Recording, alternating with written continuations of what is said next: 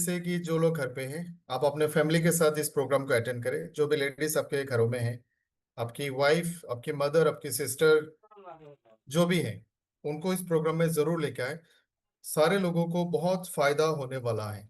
सो just take one moment और उनको अपने साथ बिठा के सेशन अटेंड कराएं।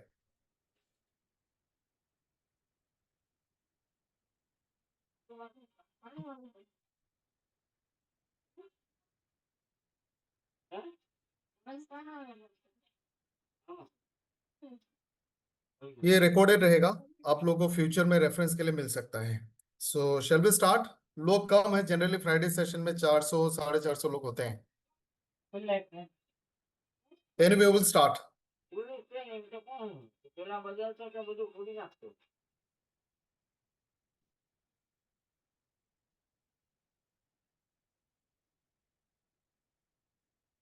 Recording in progress. Good evening and welcome to super Friday session. ये एक फीमेल स्पेसिफिक सेशन है। हमारे घरों में जो लेडीज हैं, उनके लिए हम ये सेशन डिजाइन करते हैं। मोस्ट ऑफ द टाइम हम लोग हेल्थ से रिलेटेड टॉपिक के बारे में डिस्कस करते हैं, और कभी कभी हम लोग बिजनेस के बारे में भी बात करते हैं। आज हम लोग एक पर्टिकुलर एज ग्रुप के लेडीज के हेल्थ के बारे में बात करने वाले हैं, जो मिड एज फीमेल्स हैं, यानी 35 से लेकर 50 की एज की जो लेडीज हैं, जिनको हम मिड एज या फिर मिडिल एज फीमेल बोलते हैं, उनके हेल्थ चैलेंजेस के बारे में और हमारे पास उसकी क्या सॉल्यूशन है, उसके बारे में बात करने वाले हैं। तो वंस अगेन आई रिक्वेस्ट कि आप अपने घर की लेडीज को इस सेशन में शामिल करें।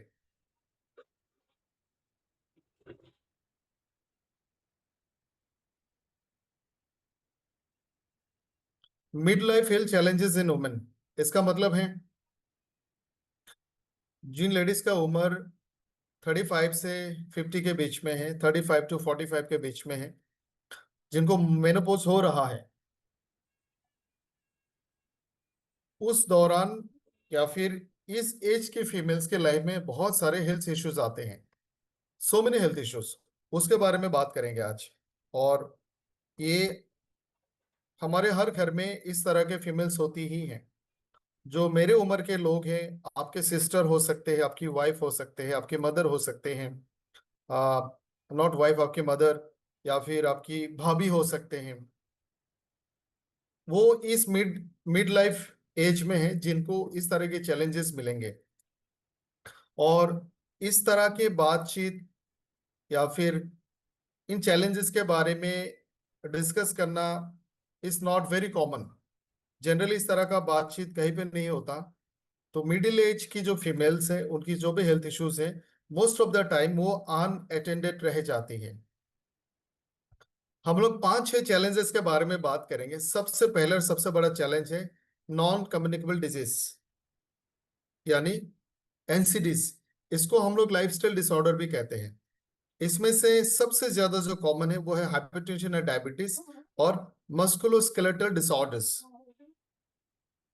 आज के टाइम में जितने लोगों को डायबिटीज होती है, हार्ट की बीमारी होती है, उनमें से आप देखोगे अगर 50-50 मेल एंड फीमेल, तो पुरुष को जितना हो रहा है फीमेल को भी उतना हो रहा है। इनफैक्ट कुछ बीमारी फीमेल्स को ज्यादा होती है। सो कोई भी बीमारी ऐसा नहीं है कि आज के टाइम में फीमेल्स को कम हो रही है, मेल को ज्यादा हो रही है। Most importantly non communicable disease. कुछ डाटा है ये, हालांकि 2018 का डाटा है। आप इसमें मान लो 15-20% का इंप्रूवमेंट हो चुकी है। आई मीन नंबर्स बढ़ चुकी हैं। 2016 के स्टैटिस्टिक्स के हिसाब से एनसीडीज के कारण करीब करीब 2 करोड़ लोगों की डेथ होती थी। ग्लोबल है ये, 2 करोड़ लोगों की डेथ। उसमें से 73% डेथ का जो कारण है ये फीमेल्स की है। 73% जो डेथ की कारण है नॉन कम्युनिकेबल डिजीज से है, एनुअल डेथ। अब राइट साइड के स्टैटिस्टिक्स में आप देखें, करीब 88 लाख लोगों को हार्ट की डिजीज होती है। करीब करीब 8,61,000, ये जो डाटा है ये सारे फीमेल्स के हैं। 88 लाख फीमेल्स को हार्ट की बीमारी होती है, ग्लोबल स्टैटिस्टिक्स है ये। करीब 8,61,000 मौतें होती है डायबिटीज के कारण। 15 लाख फीमेल्स को COPD chronic obstructive pulmonary disease है। 18 से 25% फीमेल्स को डिप्रेशन की शिकायत है। करीब 3 लाख से ज्यादा फीमेल्स को सर्वाइकल कैंसर 2018 में डिटेक्ट हुई, और आई मीन उनकी डेथ हुई। एक चीज इसके साथ मैं आप सभी को बताना चाहूंगा, डायबिटीज में इंडिया नंबर 1 है, हार्ट की बीमारी में इंडिया नंबर 1 है, कैंसर में इंडिया नंबर 3 है। तो इसके हिसाब से अगर आप देखो कि पूरी दुनिया में जितने लोगों को डायबिटीज होते हैं, फीमेल्स इंडिया में नंबर 1 है। फीमेल्स हार्ट की बीमारी में इंडिया में नंबर 1 है। कैंसर के मामले में फीमेल्स इंडिया में नंबर 3 में है। ये जो स्टेटिस्टिक्स आपके सामने मैं इसलिए शेयर कर रहा हूं क्योंकि मोस्ट ऑफ द टाइम हम इस एज के फीमेल्स के हेल्थ इश्यूज को नजरअंदाज करते हैं। रीजन बिंग, उनके पास बीमारी को दिखाने के लिए, उनके पास डॉक्टर के पास जाने के लिए ना तो एक्सेस है, ना सुविधाएं है, ना टाइम है, ना उनका साथ देने वाला कोई है। वो अपने लाइफ में इतना बिजी और एंगेज रहता है, ऑक्युपाइड रहता है कि ज्यादातर बीमारी नजरअंदाज करते हैं, और 50 तक पहुंचते पहुंचते आफ्टर 45 बीमारियां बहुत सीरियस मोड ले लेती हैं। सो ब्लड प्रेशर हो, डायबिटीज हो, मस्कुलोस्केलेटल डिसऑर्डर हो, जॉइंट्स के प्रॉब्लम, मसल प्रॉब्लम्स फीमेल में तेजी से बढ़ रही है। एक कैंसर एपिडोमायोलॉजिस्ट है, उनका नाम है निकिता राजपूत। ये कैंसर के रिसर्च एक्सपर्ट है और एबीटी प्रैक्टिशनर भी हैं। बहुत फेमस है। इन्होंने एक बहुत अच्छा सा पोएम लिखा मेनोपॉज के बारे में। मैं चाहूंगा आप सब लोग इसको ध्यान से सुने। उन्होंने कहा, ageing is a pause, sometimes with A cause, but often seems like a loss, and her life could go on a toss if you didn't pause to understand her menopause. ये सच है, और दुख की बात भी है, ताज्जुब भी है कि जब हमने फार्मास्यूटिकल साइंस की पढ़ाई की, यानी जब 22 साल का 20 साल का रहा, तब हमें मेनोपॉज के बारे में पता चला। इससे पहले ना हमने प्रैक्टिकली किसी के मुंह से सुना, ना किसी का शिकायत सुना। कभी किसी ने इसकी प्रैक्टिकल हमें कभी नहीं बताया, ना कभी मदर को सुना।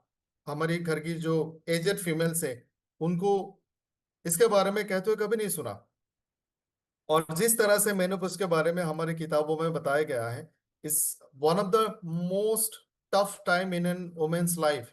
उनकी जिंदगी का एक बहुत पेनफुल दौर है, और ये 1-2 दिन के लिए नहीं आते, 1-2-3 साल तक रह सकती है।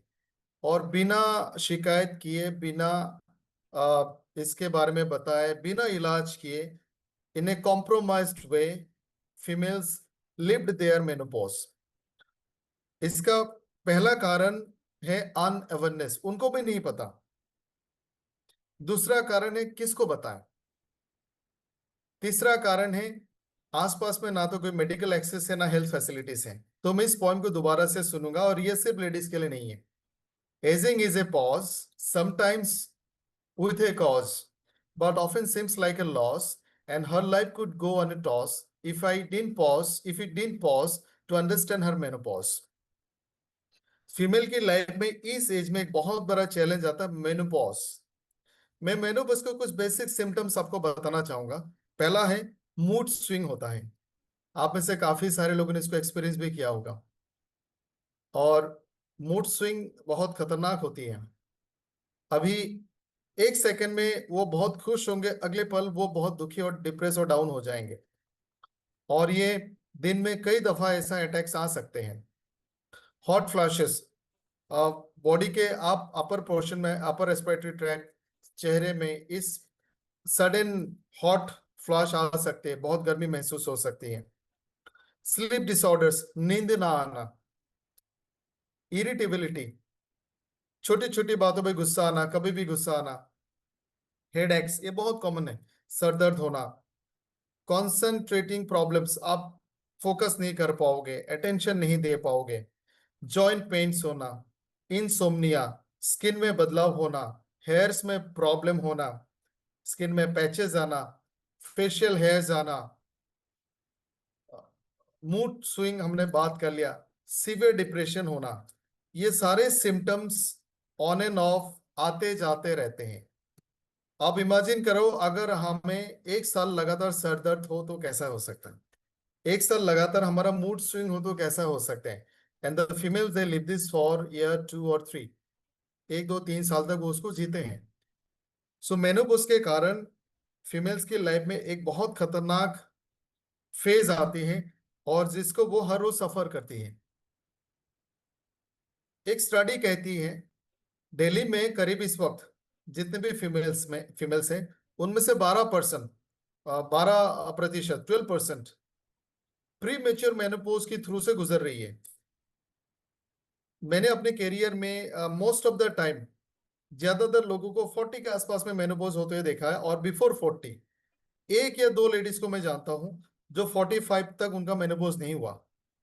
38 to 40 में menopause is actually pre mature menopause, ये वक्त से पहले आना, यानी हमारा बॉडी का ग्रोथ हार्मोन सिस्टम, बॉडी का लोड इस वीक, कमजोर है, इसलिए जल्दी मेनोपॉज आ रही है।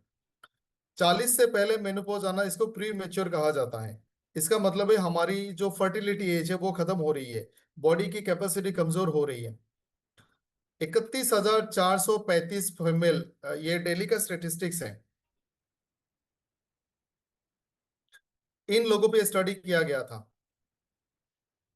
इसमें से प्री मेच्योर मेनोपॉज में एक कारण देखा गया है स्मोकिंग,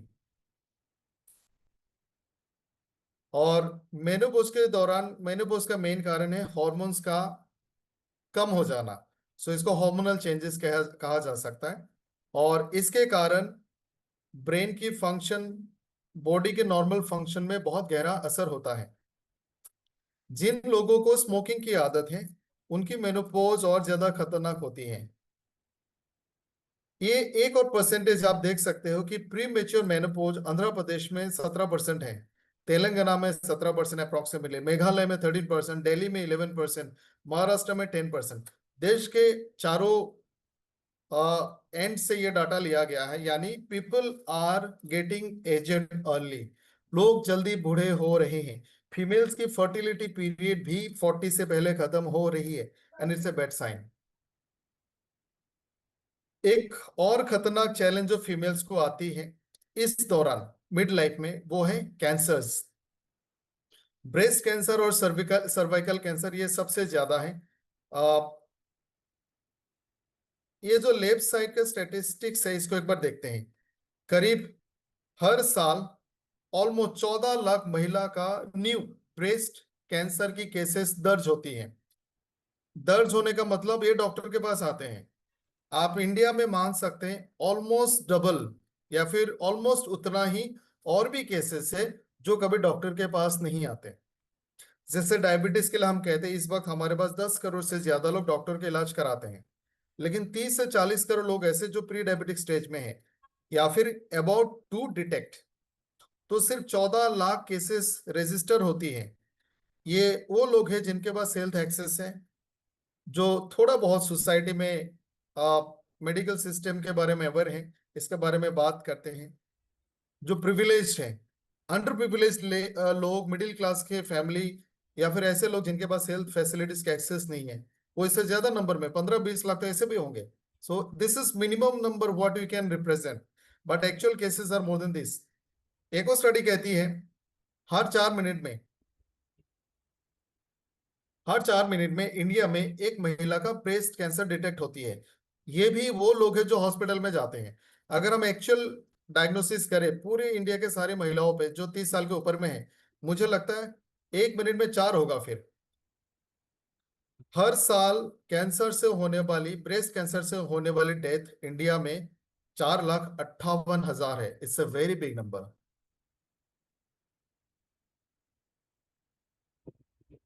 हर 13 मिनट में इंडिया में एक महिला की डेथ होती है ब्रेस्ट कैंसर के कारण। 2023 में 2,03,000 न्यू ब्रेस्ट कैंसर डिटेक्ट हुए।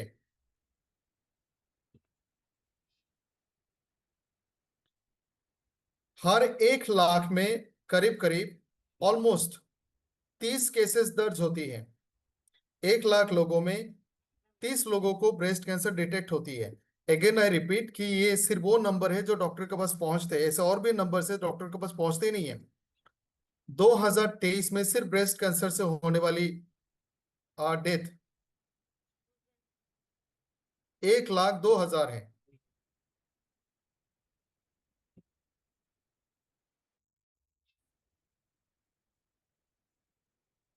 2023 में ब्रेस्ट कैंसर से होने वाली डेथ 1 लाख के पॉपुलेशन में 1 लाख की पॉपुलेशन में 16 लोगों को होता है। आप ये मान सकते हैं, यानी 1 लाख के पॉपुलेशन में 30 फीमेल्स को ब्रेस्ट कैंसर होती है और उसमें से ऑलमोस्ट 16 लोगों की डेथ होती है, मोर देन 50%। एक और सीवियर हेल्थ चैलेंज जो मिड लाइफ की फीमेल्स को होती है, आप मान लो 35 प्लस से लेकर 45 के बीच में, वो है mental health and cognitive load. इसके बारे में अक्सर बात नहीं की जाती है, मैं थोड़ा सा इसके बारे में डिटेल में बात करूंगा, ये होता क्यों है।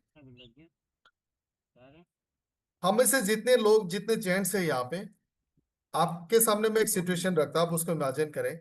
अब मान लो ये जो मंडे आने वाली है, इस मंडे से लेकर सैटरडे तक आपका वर्कलोड बहुत ज्यादा हो गया। ऑफिस में कुछ ऐसा हो गया कि आपको 3 लोगों का काम करना पड़ रहा है। आप बीमार हो, आपका तबीयत अच्छा नहीं है, कोई एक्सक्यूज नहीं, आप गवर्नमेंट के ऑफिसर हैं और आपको ये करना पड़ेगा। यानी आपको सुबह 9 बजे से लेकर रात को 10 बजे तक ऑफिस में रहना पड़ रहा है। आपके पास फैमिली का टाइम नहीं है, बच्चों के लिए टाइम नहीं है, खाने पीने का टाइम नहीं है, और ये काम आसान भी नहीं है, बहुत ज्यादा स्ट्रेस वाला काम है। तो शायद हम बहुत ज्यादा डिप्रेशन में भी चले जाएंगे। टू सम एक्सटेंट एक फीमेल की लाइफ इस पैटर्न में गुजरती है everyday. No rest, multitasking, nutrition deficiency, workload, बहुत सारा अलग अलग काम एक बार में करना, कल के बारे में सोचना। उनके पास बहुत बहुत सारे छोटे छोटे काम होते हैं। उनके पास ज्यादा स्ट्रेस वाले काम नहीं है, लेकिन इतने सारे काम है कि उसका स्ट्रेस होता है, और आज का दिन खत्म ना होते उनको कल के बारे में उनका काम शुरू हो जाता है। सो एक फीमेल के लिए अगर 2 बच्चा घर पे है, एक वर्किंग हस्बैंड है, और अगर आप छोटा मोटा घर भी हो, तो उसमें उनका 10-12 घंटा पूरा घर को मेंटेन करने में चला जाता है। और ये लाइफ अगर उनके पास 3-4 साल 5 साल तक चले, तो mental health and cognitive load ज्यादा बढ़ती है। आपको कुछ स्टेटिस्टिक्स दिखाता हूं मैं यहाँ पे। 47% ऑफ वुमेन जो 18 से 35 के एज के ग्रुप में है, उनको इंसोम्निया होती है। 80% फीमेल को अपने काम के जगह में डिस्क्रिमिनेशन फील होती है। 90% फीमेल्स, उनकी मेल जहां पे वो काम करते हैं, उनकी मेंटल हेल्थ के कारण उनके काम में इम्पैक्ट होती है, उनकी प्रोडक्टिविटी कम हो जाती है। एक और स्टडी कहती है 10 से 25% वुमेन, उनको एंजाइटी, डिप्रेशन और इस तरह का मेंटल हेल्थ चैलेंजेस होती है। 47% की इंसोम्निया, 70% से ज्यादा को पुरुष के मुकाबले ज्यादा मेंटल हेल्थ चैलेंजेस आती हैं। इन सब के कारण एक साइकोलॉजिकल डिस्ट्रेस होता है, सोशल आइसोलेशन होता है, आप खुद को अंडर एस्टिमेशन हो जाता है। वो अपने कामों में, अपने जिंदगी में इतने खोए जाते हैं कि एक जो normal smooth and happy life होता है और क्वालिटी ऑफ लाइफ होती है, वो थोड़ा सा धीरे धीरे खोने लगता है। एक और बहुत बड़ा बदलाव जो इस मिडिल एज के फीमेल्स की लाइफ में आती है, वो है ओबेसिटी। और ये प्रॉब्लम धीरे धीरे बढ़ रही है। इस वक्त दुनिया में 100 करोड़ फीमेल्स को ओबेसिटी की शिकायत है, 100 करोड़, जिनका बीएमआई 30 से ज्यादा है। इंडिया में 1990 में सिर्फ 1.2% फीमेल्स को ओबेसिटी थी। आज के टाइम में वो लगभग आप मान लो 9 गुना बढ़ गया है, 9.8% हो गई है। मेल में ओबेसिटी 1990 में 0.5% थी, 2022 में 5.4% है। यानी मेल के मुकाबले फीमेल की ओबेसिटी ऑलमोस्ट डबल है। हेल्थ इंडेक्स में हम 182 रैंक में आते हैं फॉर फीमेल, एंड 180 नंबर पे आते हैं फॉर मेन, जहां पे ओबेसिटी ज्यादा है। यानी हेल्थ आपके इतना बिगड़ा हुआ है कि हम लिस्ट में इतने नीचे आते हैं। एक और स्टेटिस्टिक्स आप यहाँ पे देख सकते हो, ओबेसिटी इन इंडिया जिनका बीएमआई 30 से ज्यादा है। 2020 में ये जो ग्राफ है सबसे ऊपर में, येलो वाला लड़कों के लिए बॉयज, ब्लू वाला येलो वाला गर्ल्स है, ब्लू वाला बॉयज है, रेड वाला वुमेन है, एंड डार्क ब्लू मेन है। आप इस लिस्ट में देख सकते हो सबसे ज्यादा ओबेसिटी वुमेन को हो रही है। 2020 में 6.7% वुमेन को ओबेसिटी थी जिनका बीएमआई 30 से ज्यादा है। हम लोग 25 के ऊपर के बीएमआई को नहीं ले रहे हैं। 25 के बाद ही आपका वजन बनना शुरू होता है। सो जो 30 के नीचे है, बीएमआई 30 के नीचे का मतलब आपका भी वजन ज्यादा है, but we are taking for extend BMI 30 से ज्यादा ले रहे हैं, यानी आपका वजन कम से कम 12-15 किलो ज्यादा है। 2025 में परसेंटेज 8.1 हुआ, 2030 में this is going to be 10.6 and 2035 में 12, ऑलमोस्ट 13% होने वाला है। और ये फीमेल्स में सबसे ज्यादा है। 2025 तक एडल्ट्स को ओबेसिटी 11% होने वाली, 11% एडल्ट्स को ओबेसिटी होंगे, और ये मीडियम रफ्तार है। एडल्ट ओबेसिटी इंडिया में 2020 से 2035 तक 5% टू होने वाला है, 5.2%। और ये रफ्तार बहुत ज्यादा है 2020 से 35 के बीच में। एनुअल इंक्रीज ओबेसिटी 2020 से 35 के दौर में बच्चों में, एडल्ट में 5.2% है, बहुत ज्यादा है। बच्चों में भी 9.1%, ये भी बहुत ज्यादा है। ओबेसिटी का जो असर वो हमारे जीडीपी पे भी होता है, वो भी 1% है। ग्लोबल प्रिपेयर्डनेस में, यानी ओबेसिटी को रोकने के लिए, ओबेसिटी को कम करने के लिए इंडिया जो कुछ भी कर रही है, हमारी तैयारी, हमारी प्रिवेंशन, उसमें हम बहुत पीछे, we are in almost 100 number पे है in a country of 183 in the world. Economic impact भी इसका है, यूएस डॉलर मिलियंस में है। और हेल्थ केयर इम्पैक्ट भी आप देख सकते हैं।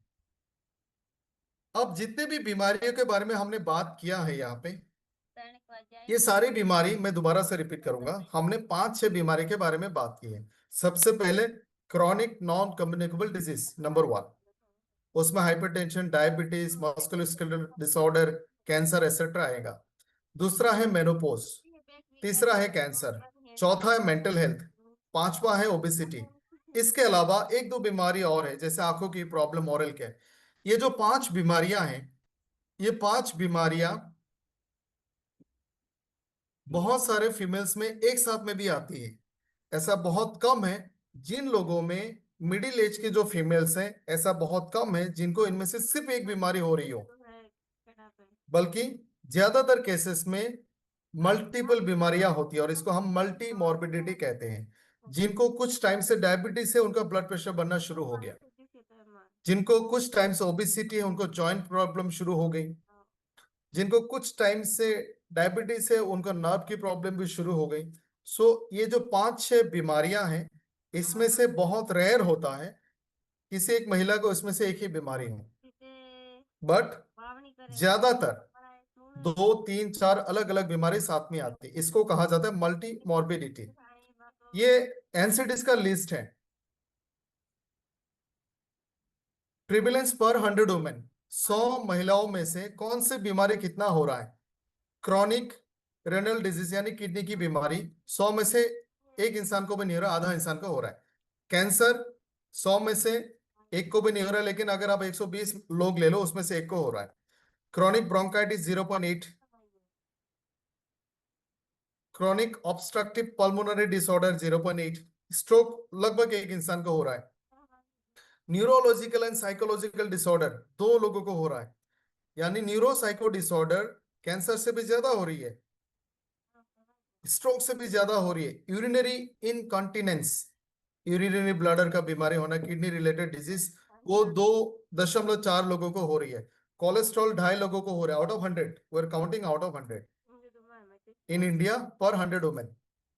Asthma, chronic heart disease almost 3 लोगों को हो रही है, एस्थमा 3.5, थायराइड की बीमारी 4.5, स्किन की बीमारी 4.9, डायबिटीज एकदम से 10.7, ओबेसिटी एकदम से 11, बोन्स और जॉइंट की डिसऑर्डर एकदम से 16.9, gastro intestinal disorder 17.9 and hypertension यानी हार्ट की बीमारी 27.1। इंडिया में 28.8% महिला ऐसे हैं जिनको इनमें से कोई एक बीमारी हो रही है। लगभग 30 महिला ऐसी है जिनको मल्टीपल बीमारी हो रही है। 41% ऐसा है जिनको इनमें से कुछ नहीं हो रहा है। यानी ऑलमोस्ट 60% को इनमें से या तो एक बीमारी हो रही है या फिर मल्टीपल बीमारी हो रही है। कौन सा एज में? 35 and above. And very sorry to say कि हम भी इस लिस्ट में शामिल हैं। ये ग्राफ है, आप इसके मैप को देख के समझ सकते हैं। लेफ्ट वाला जो ग्राफ है ये सिंगल मॉर्बिडिटी है, परसेंटेज के हिसाब से आप देख सकते हैं। सबसे कम कर्नाटका में है और नागालैंड में है। सो नागालैंड और कर्नाटका के लोग इंडिया में कंपैरेटिवली फीमेल्स आर हेल्दियर। उसके बाद सबसे ज्यादा कहाँ में है? जो येलो कलर का है, ओडिशा, तमिलनाडु, उत्तराखंड, मिजोरम, त्रिपुरा। राइट साइड के ग्राफ में देखते हैं मल्टी मॉर्बिडिटी, यानी एटलीस्ट 2 इससे बीमारी जो खतरनाक है जो इस मिडिल एज के फीमेल्स को होती है। सबसे ज्यादा कहाँ हो रही है? येलो वाला देखे, जम्मू एंड कश्मीर, पंजाब, हरियाणा, केरला। सबसे कम कहाँ पे है? छत्तीसगढ़, अगेन नागालैंड, मेघालय। यानी हम में से कोई भी ऐसा नहीं है जो इन बीमारियों से बचा होगा। और इन सारे चीजों का जो रीजन है, ये सारे बीमारियों का, कंडीशंस का, चैलेंजेस का जो रीजन है, पहला रीजन है लैक ऑफ अवेयरनेस। मैं एक छोटा सा होमवर्क आप सभी को देना चाहूंगा ना, ये रिक्वेस्ट कि आप लोग आज घर में जाके, घर में जो महिलाएं हैं, एटलीस्ट आप अपने वाइफ से पूछे क्या आपको मेनोपॉज के बारे में पता है। सो लैक ऑफ अवेयरनेस एक बहुत बड़ा फैक्टर है। दूसरा है multi morbidity and quality of life. हमने बीमारियों को बारे में सोचा, हम बीमारियों का इलाज कर रहे हैं, बीमारियों को ठीक करें, and we are just somehow, but quality of life improve नहीं हुआ। हमारी लाइफ एक्सपेक्टेंसी बढ़ गई है। अब 50 साल 70 साल के हिसाब से मुकाबले 50-60 साल के पिछले पहले जो लाइफ होती थी, लोग 50-60 साल जीते थे। आज के टाइम में हमारा लाइफ एक्सपेक्टेंसी 72 ईयर्स है, लेकिन quality of life has gone down. Gender based in equality अभी भी पुरुष के मुकाबले महिला का जो लाइफ एक्सपेक्टेंसी है उसमें डिफरेंसेस हैं। नॉन कम्युनिकेबल डिजीज जल्दी होना, urbanisation, sedentary lifestyle, dietary changes, और सबसे important delay in seeking health care. लोग जल्दी डॉक्टर के पास जाना पसंद नहीं करते, या फिर नहीं जा सकते, या फिर उनके पास फैसिलिटी नहीं है। अब इसका सोल्यूशन क्या है? पहला सोल्यूशन है मेडिकल एंड प्रोफेशनल सपोर्ट। आप अपने नजदीकी हॉस्पिटल में जाके अपना इलाज, अपना ट्रीटमेंट शुरू करें। दूसरा बहुत इंपॉर्टेंट है टारगेटेड न्यूट्रिशन, यानी इनमें से ज्यादातर जो प्रॉब्लम्स आपने देखा, एक कॉमन फैक्टर है न्यूट्रिशन डेफिशिएंसी। तीसरा सॉल्यूशन फिजिकल एक्टिविटी स्टार्ट करें। ओबेसिटी हमने देखा, वेट हमने देखा फीमेल्स में बहुत ज्यादा है, बीएमआई उनका सबसे ज्यादा है। स्ट्रेस एंड स्लीप मैनेजमेंट सही करना है, community support, focus solution on कुछ बीमारियों को बहुत सीरियसली लेना है, जैसे heart health, metabolic health, mental health, cancer risk और क्रोनिक हेल्थ कंडीशंस। सो इन पे फोकस करें। What we have with Estonia 1, हमारे पास आपके लिए हर्बो न्यूट्रीजेनिक्स है। सो बहुत ब्रीफली कुछ प्रोडक्ट्स के बारे में बात करेंगे। हर्बो न्यूट्रीजेनिक्स होलिस्टिक वेलनेस के थ्रू से आपकी बॉडी को डिटॉक्सिफाई करती हैं, गट हेल्थ को बेहतर करती हैं, डाइजेशन को इनहेंस करती हैं, फ्री रेडिकल्स को कम करती हैं, ब्लड को डिटॉक्सिफाई करती हैं, हीलिंग फ्रॉम रूट करती हैं, फंक्शनल न्यूट्रिशन है, न्यूट्रिशन के गैप को दूर करती है, और एपिजेनेटिक्स के थ्रू से जीनोम फंक्शन को बेहतर करती है। सबसे पहला प्रोडक्ट जो इस कैटेगरी के फीमेल्स के लिए हमने डिस्कस किया, मिड लाइफ चैलेंजेस, चाहे आपको डायबिटीज हो या ना हो, 35 एंड अबव आपके लिए एक बहुत इंपॉर्टेंट प्रोडक्ट है। आप इसको कंज्यूम करना शुरू करें, डाइट वाइटल वन। इसमें हमने बहुत सारे इंग्रेडिएंट्स डाले हैं। इंसुलिन सेंसिटिविटी, ग्लाइसेमिक कंट्रोल, इसका कनेक्शन आपका ओबेसिटी के साथ है। अगर आपका ओबेसिटी है, वजन ज्यादा है, आपको स्ट्रेस है, मेटाबॉलिक डिसऑर्डर हो रही है, सेडेंटरी लाइफस्टाइल है, तो बहुत जल्दी आपको डायबिटीज दिखेगा। सो इंसुलिन सेंसिटिविटी और ग्लाइसेमिक कंट्रोल के लिए विटामिन ई, डी, के और बायोटिन डाला गया है। पैंक्रियास को अच्छा रखने के लिए और सेल फंक्शंस को हेल्दी रखने के लिए विटामिन ए, बायोटिन और टोरेंट डाला गया है। ग्लूकोज मेटाबॉलिज्म और न्यूरोलॉजिकल सपोर्ट के लिए B1, B6, B12, alanine, arginine डाला गया है। ऑक्सीडेटिव स्ट्रेस और इन्फ्लेमेशन को कम करने के लिए ट्रांस रेस्वेट्रॉल और सेलेनियम। लिपिड के मेटाबॉलिज्म के लिए जिंक और क्रोमियम। इसके साथ हमने इस प्रोडक्ट को अपग्रेड किया है जिम्नेमा, फेनुग्रीक, सिनेमोन, नीम केरला, अर्जुना, बार्बरिन और अश्वगंधा। सो ये प्रोडक्ट 35 एंड अबव सारे फीमेल्स लेना स्टार्ट करें, चाहे आपको डायबिटीज हो या ना हो। इससे आपका ग्लाइसेमिक इंडेक्स बेटर होगा, आपकी डायबिटीज के चांस कम हो जाएंगे। आप इससे अपनी डाइट मॉडिफाई करके वजन भी कम कर सकते हैं। और इसके साथ एक जो अच्छा प्रोडक्ट रेकमेंडेड है वो है कर्ब कट वन। एक और इंपॉर्टेंट प्रोडक्ट है हार्ट वन।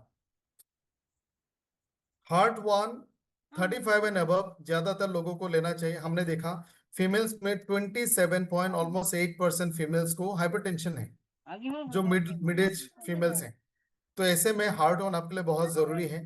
ये ब्लड प्रेशर, आर्टरीज की हेल्थ, ब्लड थिनर का काम, ब्लड वेसल्स को हेल्दी रखना, हार्ट के मसल्स, वाल्व, चेंबर्स को हेल्दी रखना, ओवरऑल कार्डियो प्रोटेक्टिव फंक्शन करेगा। साथ में कोलेस्ट्रॉल को मेंटेन करेगा, फ्री रेडिकल्स को